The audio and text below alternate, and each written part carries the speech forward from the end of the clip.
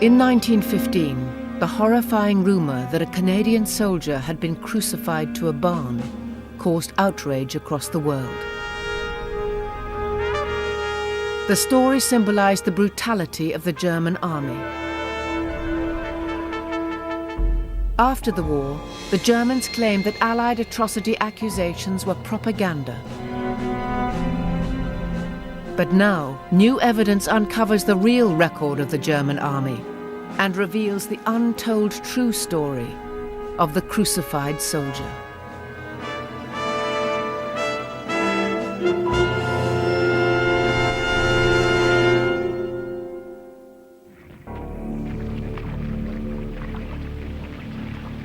The history of the First World War has traditionally been a history of trench warfare.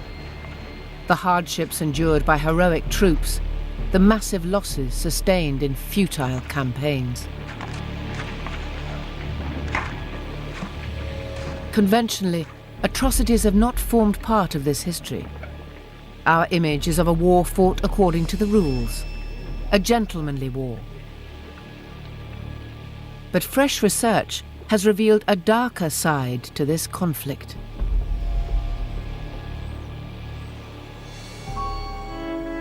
The story of the crucified soldier emerged from one of the fiercest battles on the Western Front.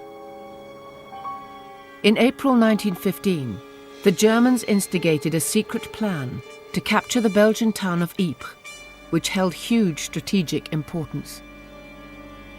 Ypres and the salient about 5 kilometers to the east were the last parts of Belgium that were still in Allied control. And this was a war about territory, and not an inch was going to be given up. Secondly, it was also the flank of the whole Western Front, and if the Germans theoretically broke through at Ypres, they could then turn it.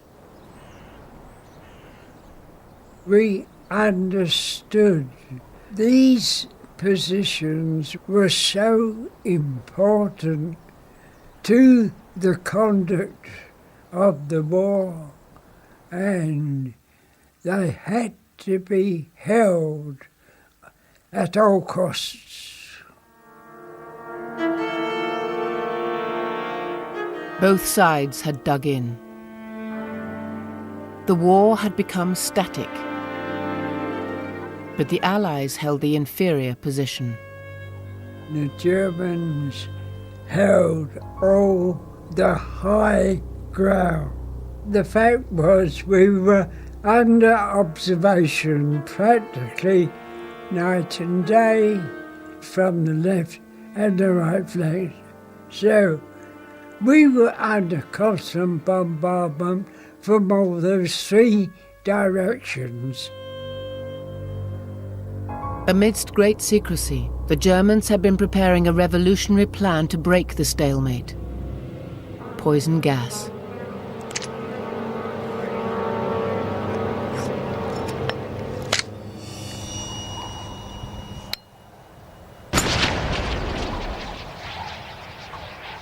On the 22nd of April, signal flares coordinated the simultaneous release of chlorine gas from nearly 6,000 cylinders along a 6-kilometre front. When the German army released the poison gas, it really changed the rules of war. Up to that point, people obeyed the rules. It was almost a gentleman's game. This was now the first time ever that they had total war. The Allies were taken by surprise. They had no defence against chemical warfare. The French and colonial troops took the brunt of the gas. They fled and the line broke.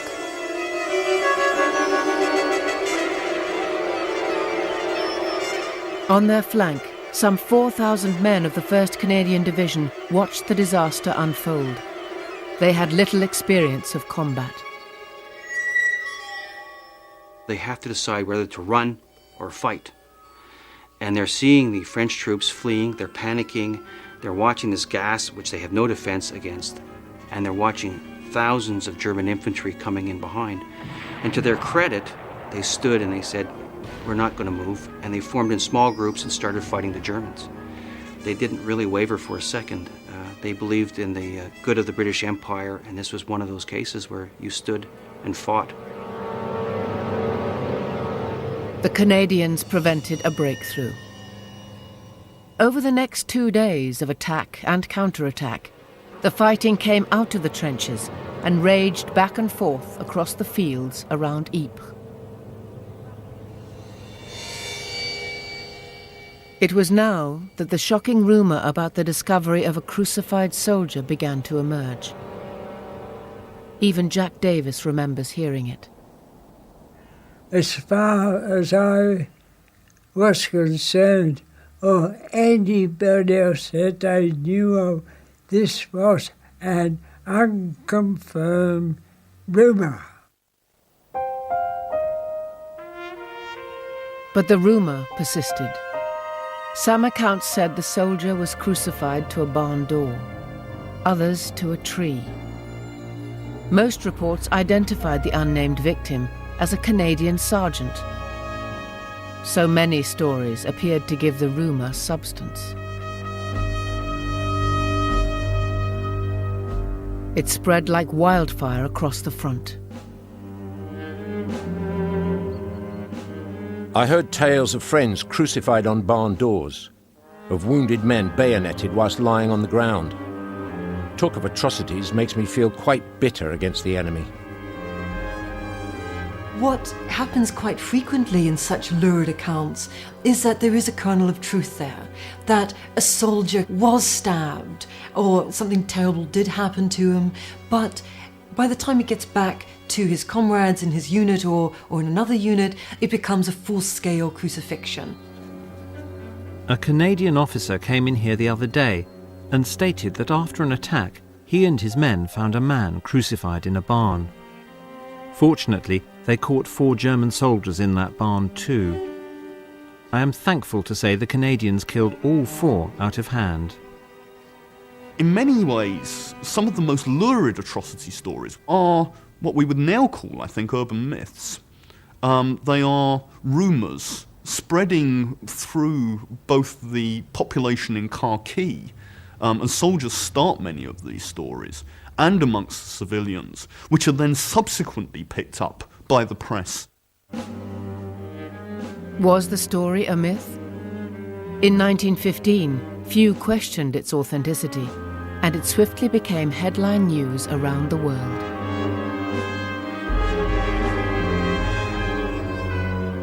German bayonets thrust 60 times into the body of a sergeant. Name of victim not yet known. Several men saw the corpse. Great sullen anger at the awful crime. During the war, the story of the crucified soldier came to symbolize German brutality. It was also a powerful weapon of propaganda and inspired Hollywood to make a film, now lost. This is a rare image from the Prussian Cur. Even its title reflects the outrage the story provoked. Atrocity stories, of course, abounded during the war, but it was the worst possible atrocity, the worst thing that you could do to someone, crucify them. So it had tremendous impact. Even at the end of the war, the crucified soldier could still inflame public opinion. In January 1919, the Canadian War Memorials exhibition opened at London's Royal Academy. The show featured artists who'd been commissioned by the Canadian press baron, Lord Beaverbrook. Their work recorded the contribution of Canada's forces at the front. This was the first blockbuster exhibition, certainly in London, maybe in the world. The range of the work on display was immense. One went from very traditional portraits to modernistic works. War was a traditional subject, but the exhibition had made it a modernist one. Exhibit number 186 was called Canada's Golgotha. It was a bronze sculpture some 3 foot high by British sculptor Dermot Wood. The image had lost none of its power to shock, leading the Daily Express to describe it as the ghastliest thing in these rooms. The Canadian soldier is really tantamount to Christ on the cross. And the Germans, on the other hand, are sacrilegious criminals. You see this wonderful juxtaposition between good and evil. This work served to focus the grief and the sorrow that everyone was experiencing in January 1919. That's why the impact was so great. It was the public indictment of the Germans. It was exhibited just before the Versailles Conference. People were already saying, make Germany pay. And here was a reason why Germany should pay in the sculpture itself. The story had now been immortalized in bronze. But was it true? Freiherr Langwert von Simmern, the German Under-Secretary of State for Foreign Affairs, was outraged by press reports about the sculpture. He complained to the British government through the neutral Swiss legation. A very serious allegation is levelled against the German army and spread through the world without any attempt being made to furnish proof of the facts or to give the German government an opportunity to refute the libel.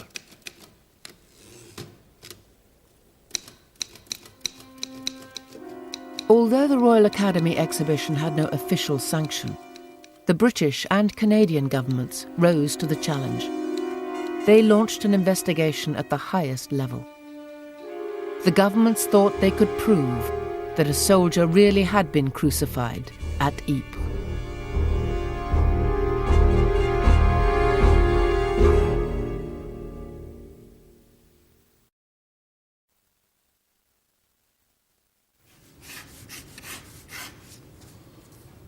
At the end of the war, the Germans were adamant that the sculpture of the crucified Canadian soldier was simply black propaganda. Their formal protest went to the highest level. In January 1919, the complaint reached Sir Robert Borden, Canada's Prime Minister. He asked Sir Edward Kemp to investigate the matter. Kemp, the Minister of Overseas Military Forces, was the driving force behind the search for witnesses. At first, Kemp's investigation went well. He found eyewitnesses like Private George Barry, who could furnish every detail of the incident. On the 24th day of April in the year of our Lord 1915, I was a private in the 13th Canadian Battalion, Royal Highlanders of Canada. We took up a position in the rear and to the right of St Julien. I saw a small party of Germans about 50 yards away. I lay still, and in about half an hour they left. I saw what appeared to be a man in British uniform. I was horrified to see that the man was literally crucified, being fastened to the post by 8 bayonets. He was suspended about 18 inches from the ground, the bayonets being driven through his legs, shoulders, throat, and testicles. At his feet lay an English rifle, broken and covered with blood. Barry could even identify the victim as a Canadian sergeant through the insignia on his uniform. But as other eyewitnesses came forward, alarming inconsistencies began to emerge in their accounts.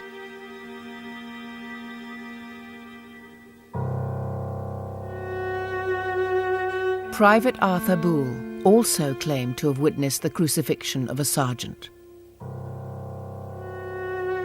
Sergeant J. Wilson was crucified to a barn door with bayonets in April 1915. But Boole's service record in Canadian archives reveals that he only enlisted on the 1st of May and did not reach the front until 1916. So Boole could not have witnessed the crucifixion he described. Why would a soldier have given false testimony? It might be as simple as getting attention. We have accounts, for example, of soldiers who claim to be coming back from Belgium, telling stories about German battlefield atrocities. But we actually have no idea whether this man was there or not. In all likelihood, he's never been anywhere further than Aldershot. Adrian Gregory believes that in the countryside around Ypres, there are clues that might explain the emergence of a crucifixion story in April 1915. These troops are being exposed to the visual culture of Belgian Catholicism with its wayside calvaries and crucifixes, which they see going to and from the trenches. And then add on top of that the terrible deaths incurred amongst the troops through the German use of poison gas, which are effectively as horrific an idea as crucifixion. And then on top of all of that, the fact that this is more or less occurring over Easter. And personally, I think the emergence of a story about crucified soldiers is essentially really quite unsurprising. But just as the Canadian inquiry seemed to have stalled, new witnesses came forward.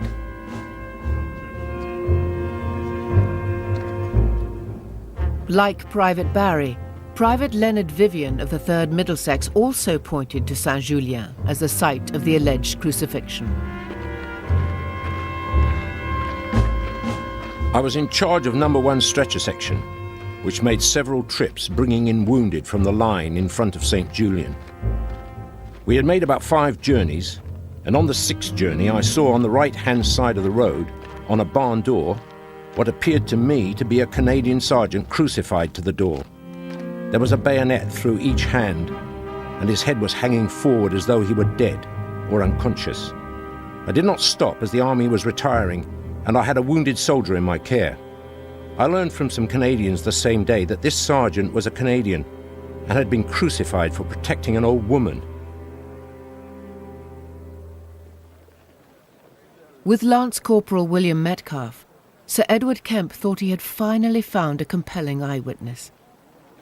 Metcalfe was an American citizen who had heard that war had been declared whilst on holiday in Canada.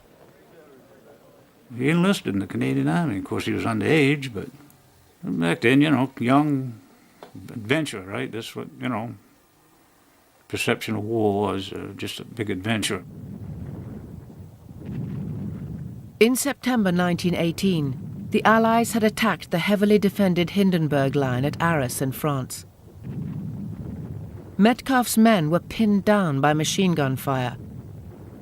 Waving a signal flag, William Metcalfe had dared walk in front of a passing tank to direct it towards enemy gun emplacements. His hip was smashed and the canteen was shot off and kilts were all shot up and helmet was riddled. And amazing, really, why he didn't get killed.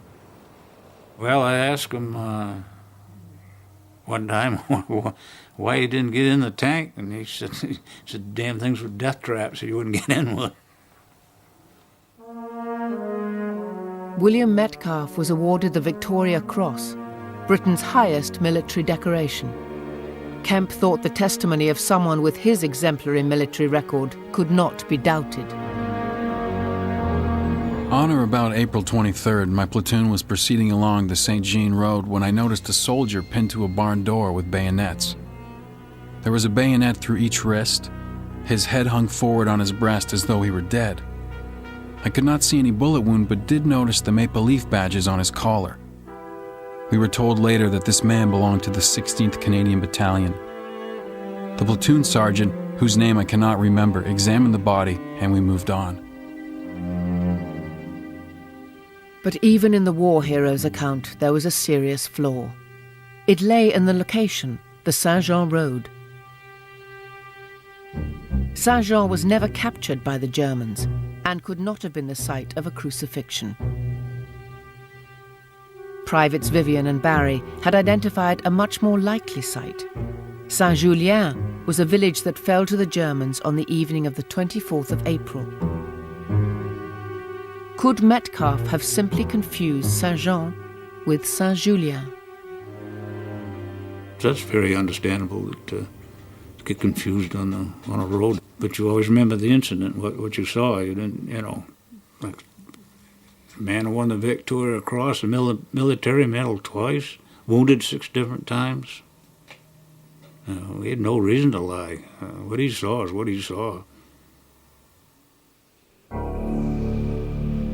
Throughout 1919, the German Foreign Ministry kept pressing the British government to produce the evidence for a crucified soldier. When they received no reply, they sensed the Allied case was weak. Behind the diplomatic language, their meaning was clear: put up or shut up.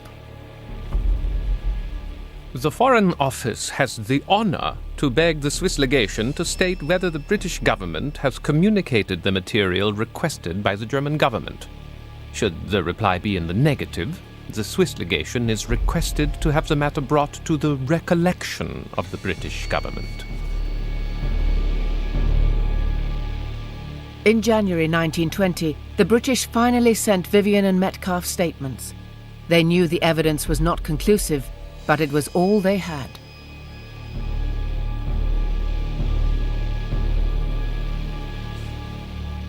The Allies had failed to identify the victim. The witness statements were inconsistent. The Germans denied their troops were anywhere near the locations mentioned. They appeared to have scored a propaganda victory. Sir Edward Kemp knew his inquiry had failed, but he was furious when he learned his government intended to label the allegations as not proven. What the officials were doing by telling the Germans this was calling into question the depositions of the eyewitnesses. And Kemp was very familiar with their reports. He probably thought that it had happened. And even if it hadn't, we couldn't embarrass our own soldiers. The sculpture, Canada's Golgotha, became something of an embarrassment. It was withdrawn from public display and, until recently, locked in a vault in the Canadian War Museum. But was the record of the German army in the First World War as clean as it appeared?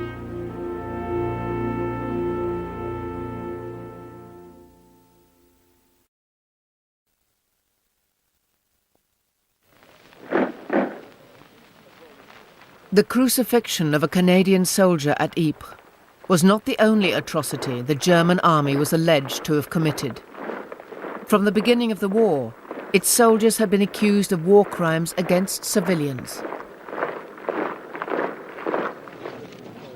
In August 1914, fleeing Belgian refugees had told of the rape and murder of civilians.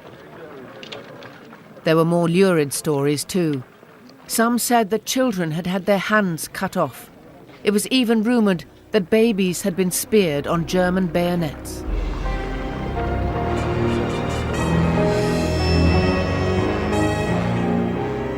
Images like these became commonplace.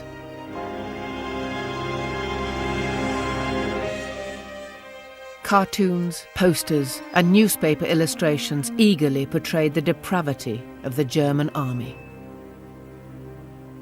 Governments, military, do need to demonize the enemy. The propaganda machine needs to continually stoke up anger, stoke up aggression against the enemy. And they do this partly by making up stories, but more effective, in fact, is grey propaganda. In other words, taking something that is true, maybe did happen once, and make it into a normal practice. After the war, some extreme atrocity accounts were discredited. The West now dismissed all wartime atrocity stories, including the crucified soldier. But public opinion might have been less dismissive had it known the real evidence against the German army. Much of it comes from the first few weeks of the war.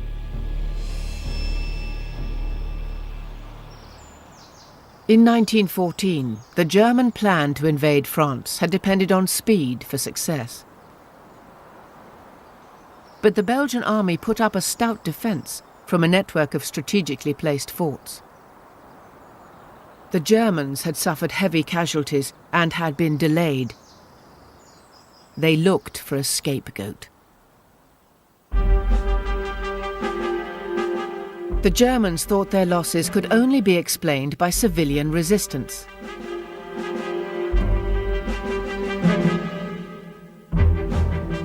They believed that Belgian sharpshooters, or francs-tireurs, had waged guerrilla war against them.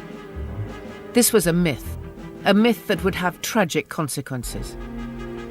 These folk tales of the German army create an atmosphere of hair-trigger response to any perception of civilian resistance, whether true or false. So when German army units open fire on each other, what we now think of as a friendly fire incident, both sides of these incidents believe that they're being shot at by Belgian francs-tireurs and then go off and take it out on the civilian population.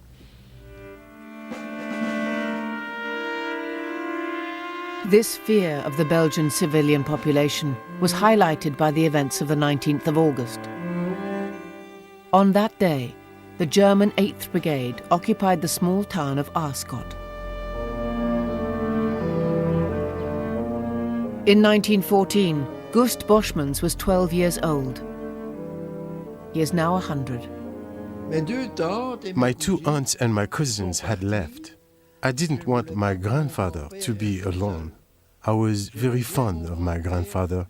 I was 12, but I decided to stay with him.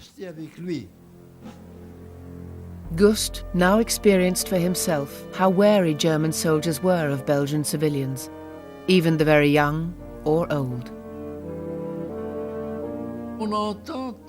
We heard shooting behind the house, very close to. We were curious and we went to see what had happened, but we didn't see anything. But suddenly, a German appeared in front of us with his revolver and said, "You have been shooting?" Because the Germans were terrified. One could see in his face that he was scared, but he could only see an old man with a grey beard and a boy of 12. He knew very well that it couldn't have been us.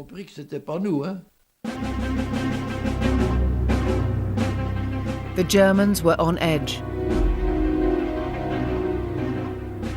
When a sudden shot killed their colonel, they believed there had been an uprising.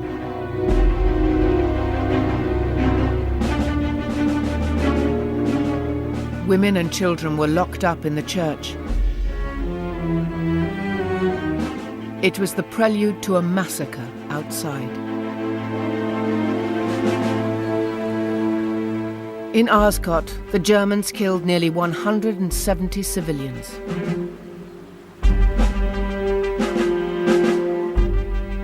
The victims included the mayor, his 15-year-old son, and even several women. The majority were accused of resistance. The soldiers systematically burned much of the town to the ground. Gust Boschmans witnessed the aftermath of the devastation. The houses on the right had burned down. On the side of the pavement, there was a corpse.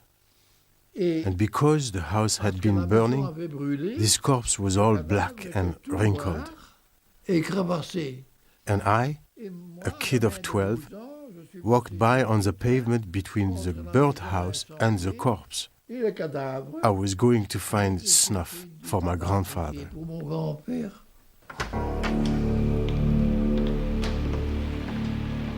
The Germans needed to show their troops had acted in self-defense.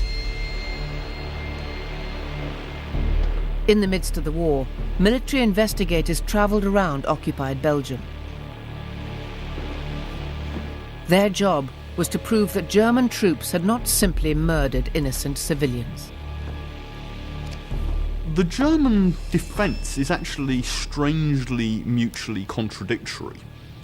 What they argue simultaneously is that we have done nothing wrong, but when we did, the Belgians had provoked it. And so we didn't mass murder civilians, but if we had, it would be because of franc-tireur warfare, illegitimate terrorist activity on the part of Belgian civilians. In Aarschot, the German military police commander who had ordered the executions did not personally see any armed Belgian civilians. But he still tried to imply that there had been an uprising. The shots may have been fired from 8 to 10 rifles, and I gained the impression from the exactness with which the volley was fired that the attack was well organized and perhaps led by some military person. In fact, the German commander's death now seems to have been caused by his own trigger-happy troops, a classic case of friendly fire. But the massacre in the town was just a foretaste of an even greater atrocity.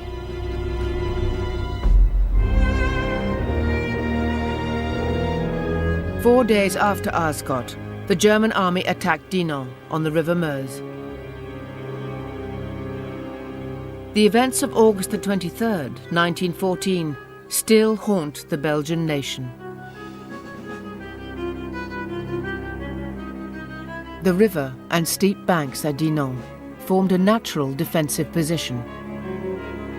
A single French regiment had blown up the bridges and secured the left bank. When the entire German Third Army attacked the town, they came under heavy fire from the French positions. But once again, the Germans blamed civilian resistance rather than the French army for their casualties. When the Germans arrived, Angèle Monteau was nearly 4 years old. They shouted, "Get out," at us. The women had to get into line and join a group on the left that made its way into town. So we set off. I was a very, very heavy child, and my mother could not carry me the whole time. Normally, when you have a crowd like that, one hears a lot of noise, but people were so scared that even the babies kept quiet in their mother's arms.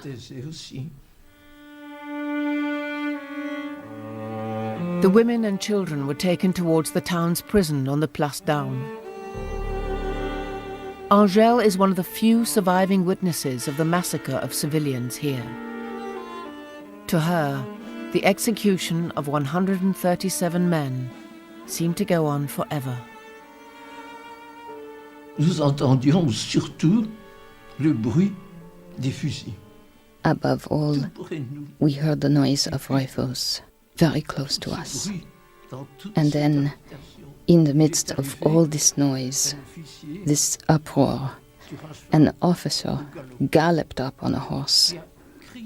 He cried an order, and suddenly there was complete silence.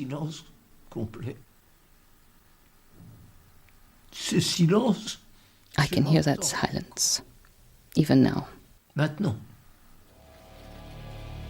Once again, German soldiers testified to military investigators that their actions had been justified by civilian resistance. Those people who were caught with weapons in their hands were lined up against a garden wall near the open space. I do not know exactly how many were shot. It may have been 50, it may have been 100. In fact, in Dinant, the Germans were now simply taking revenge on the civilian population.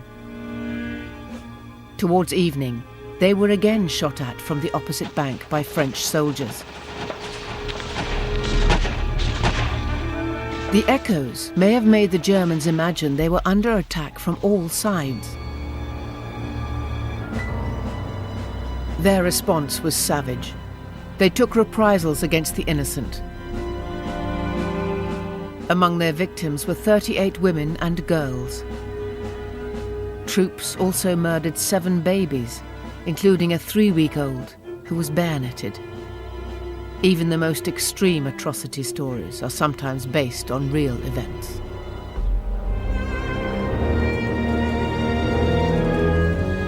Like Aarschot, Dinant was set on fire and the town was razed.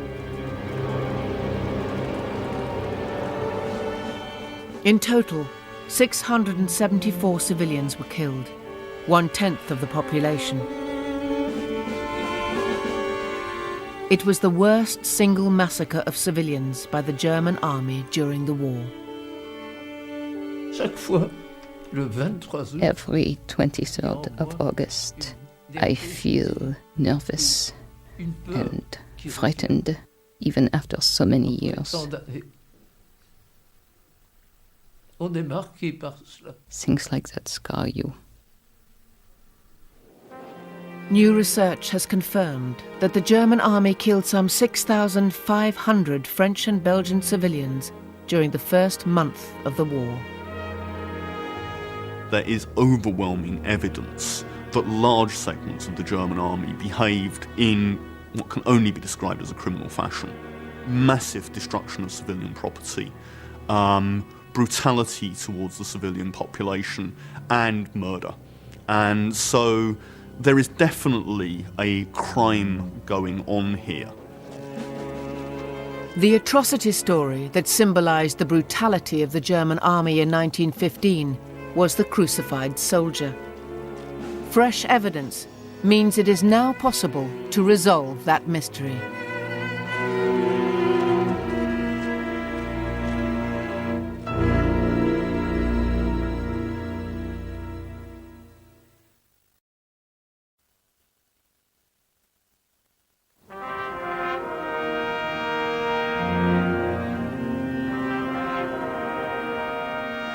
After the end of the First World War, the Allies had been unable to prove that the crucified soldier was anything other than a myth. Crucially, no one had been able to identify the victim. But only recently, new evidence has emerged amongst the papers of a British Red Cross nurse. On the 11th of July 1915, Ursula Challoner was questioning a wounded Canadian soldier. Her job was to find out what had happened to missing men. Now just 12 weeks after the battle at Ypres, Lance Corporal Clement Brown passed on the story of the crucified soldier, but he also came up with a name. There was a Sergeant Bain or Band, but I cannot remember the number. He was crucified after the Battle of Ypres on one of the doors of a barn with 5 bayonets in him. I cannot be quite sure of the name of the place. Ursula Challoner's report never reached Sir Edward Kemp's inquiry, but it seems to provide the vital evidence of identity that his eyewitnesses lacked. Could this Sergeant Band of the 48th Highlanders of Canada have been the crucified soldier?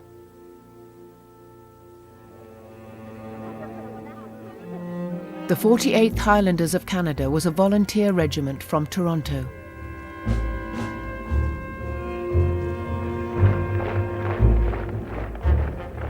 Many of those who enlisted were Scottish immigrants. Within weeks of the declaration of war, some 970 officers and men had signed up. The men who made up the 48th Highlanders, which became the 15th Canadian Infantry Battalion, were typical of any of the militias across Canada. Being kilted, it would have a certain amount of honour associated with it and a certain amount of respect. Before departing for Europe, the 15th Battalion proudly posed for an official photograph at Valcartier Camp in Quebec. At this time, they were over 1,000 strong. Most of these men would not survive the slaughter at Ypres.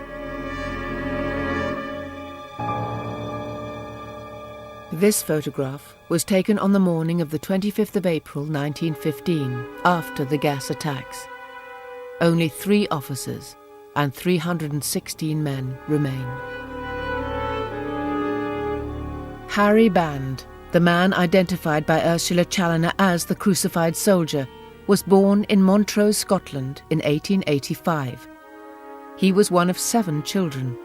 His father, Robert Band, had been a house builder. Harry emigrated to Canada, presumably in search of employment. His service record shows that he enlisted on the 18th of September 1914. His pay was to be sent to a Miss Isabella Ritchie of King Street, Dundee. Perhaps she was a former girlfriend. Harry Band is listed as missing from the 24th of April, 1915.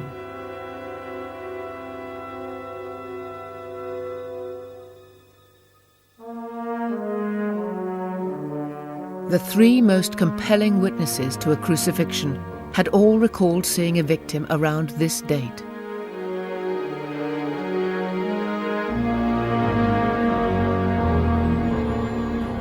Private Barry had stated the 24th, Private Vivian the 23rd, and Lance Corporal Metcalf had said on or around April 23rd.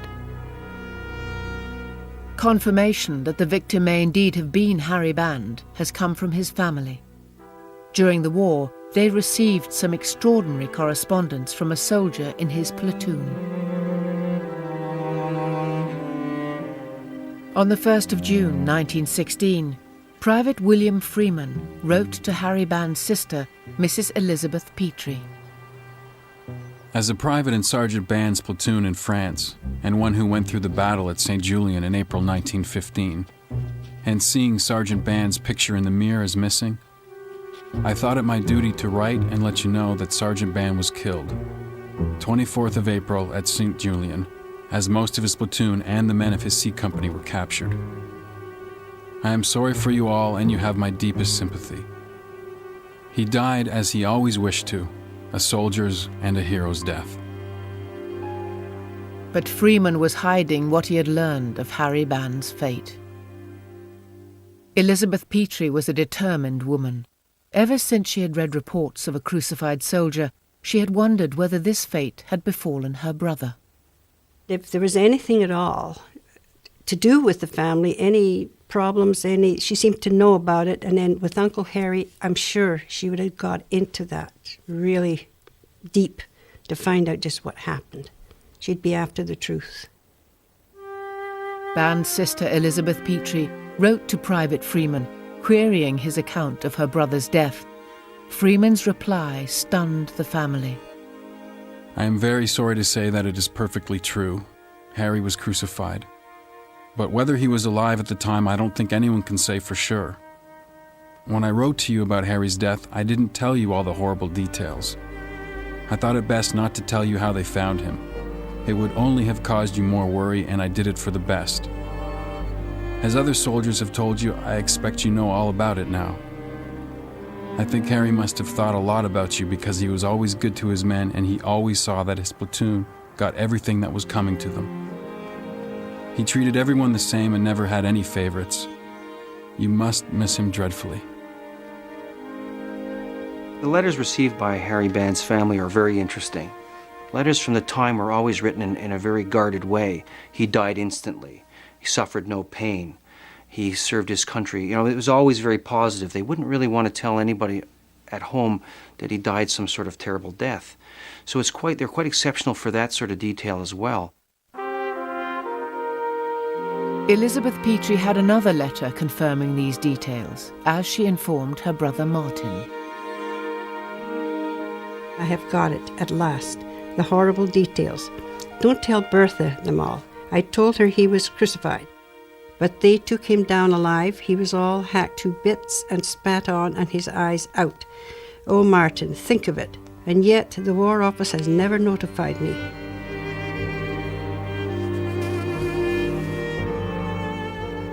For years, the Band family kept their knowledge secret. Even Letty Band only learned what had happened to her uncle on the outbreak of World War II. It was on the radio that war had been declared. And my dad seemed to have lost colour, and he had that drawn look. And he got up and he walked away. And I turned to Mum and I said, "What's the matter with Dad?" And she says, his brother was crucified in the First War. It all brought it back to him when this war was declared. And I know that he had some tears about it.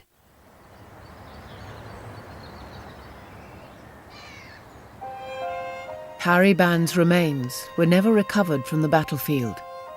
He is commemorated along with 54,000 others whose graves are unknown, at the Menin Gate in Ypres. If Private Freeman's evidence had been available to Sir Edward Kemp's 1919 inquiry, the Canadian government would have had a far stronger case for the existence of a crucified soldier.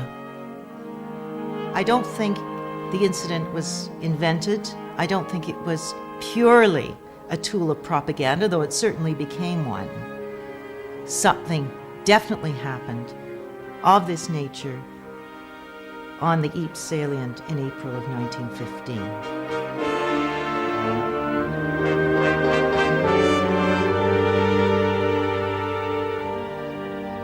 To me, the symbolism of the crucified Canadian is the significant issue. To the men of those times, the Germans were the devil. By releasing the poison gas, they broke all the rules of civilization. And the Canadians, and the French with them, were really martyrs. So in a sense, the crucified Canadian is right in a symbolic sense.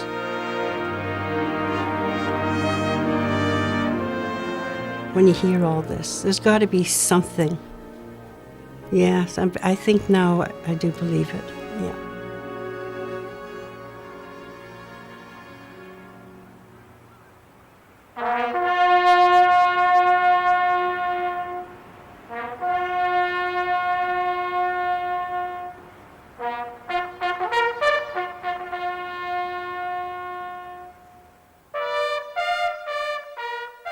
The mass slaughter of soldiers on the Western Front dominated post-war public opinion.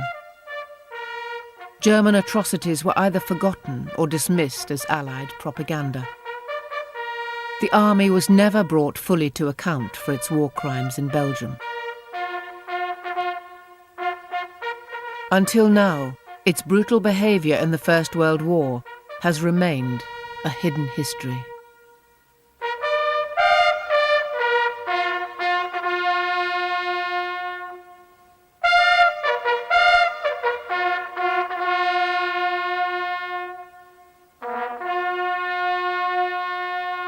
Next Monday you can see Atlantis in the Andes at 8 o'clock here on RTE2.